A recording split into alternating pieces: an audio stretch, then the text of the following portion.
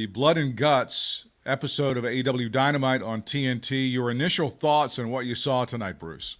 I thought that was a hell of a show, and there was a lot of little things and big things there. I thought the ending was really the person that should have won. The person that should have been, injured and taken out was. It was, of course, it was MJF, who's really established himself as a mega heel. And of course, this is a week talk about Roddy Piper with that documentary, but MJF has that natural heel, thing that Roddy Piper had, and that I've really enjoyed watching MJF and Chris Jericho do the dueling promos. But for Jericho, for this to have worked and to really put over the Hell in a Cell, did I say Hell in a Cell? The Blood and Guts match. Not Hell in a Cell, the War Games. The War Games. That's Hell in a Cell. The War Games, which they made a great point of. I'm sure that some lawyers are getting called, but they made a beautiful job of doing. But that it had to have some impact. I mean, it had to have some real consequence. And putting Jericho out and having MJF cowardly getting that advantage. And I want to tell you something. There were just little details of this thing that I loved. One of them was the low blow. That the low blow counted. That he was selling. When you get kicked in the nuts, it hurts. Yeah, it does. There's just no two ways about it. And you don't get up. And one of the things in wrestling, and it's Ric Flair's fault, but and one of the things in wrestling was it became, another transition spot. And it was like, but Jericho sold that pain, and then for MJF to threaten to, they made a storyline point of they were going to kill each other, and to threaten to throw him off the cage and get his, and get his guys to quit. The first War Games. I mean, the first Blood and Guts match, and then do it anyway. I thought it kind of put the balance between people wondering, okay, was that a really crazy spot? Or was that enough of like a wow spot? Right. But what it was it fed the storyline. And for a moment, I was like, oh, okay, everybody's trying to figure out, he landed on the steel, but is, he's probably okay. But then you could see it was like the win really meant something. And then I just thought there was, people were there and they were into the show.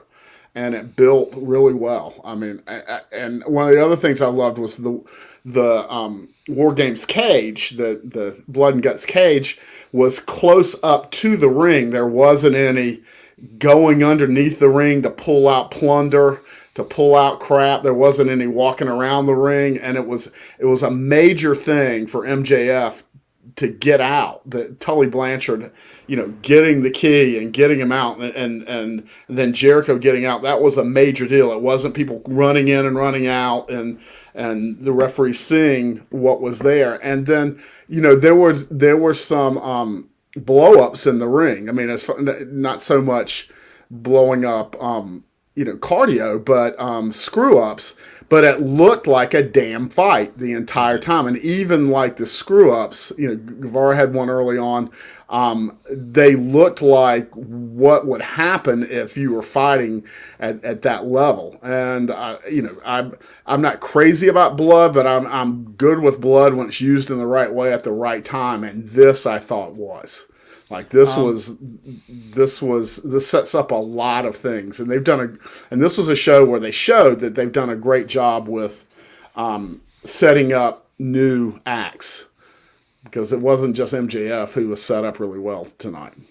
Part of the point of the blood and some of the language that they use on that program is it really differentiates themselves very much from the competition. It looks really different than what you would see on WWE television, and that's what you're trying to get. You're trying to get away from the idea that this is WWE light or this is some spinoff of WWE for the casual fan. They go, well, what is the difference? If you tune in during that match and maybe you're going to go watch the Ben Affleck movie The Accountant and you see the last few minutes of this and you see some blood, this is at least something that's extremely different than what you're seeing on WWE TV.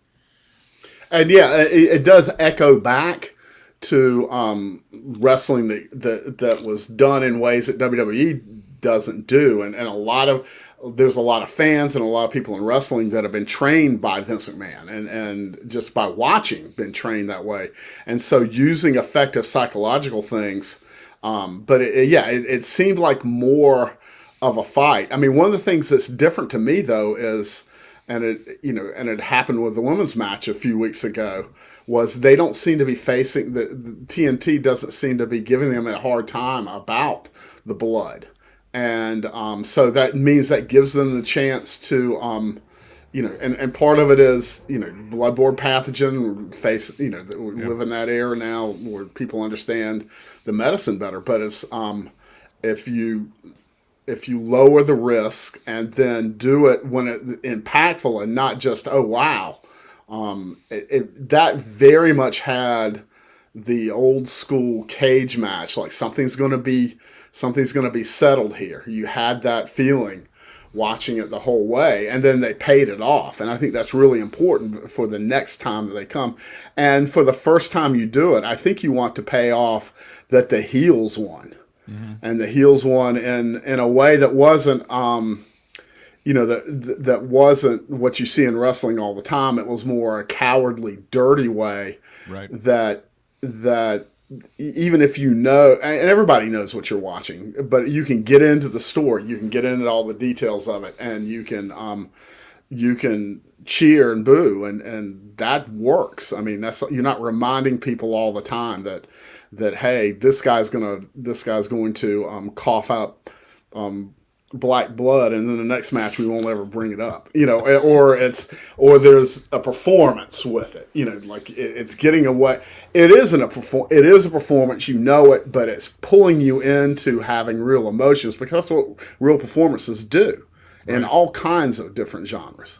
It's odd because there's all sorts of synchronicities and ironies here, because it was blood that eventually on Turner Television that got Dusty Rhodes fired at one point in time, correct? And he was the guy. Well, it was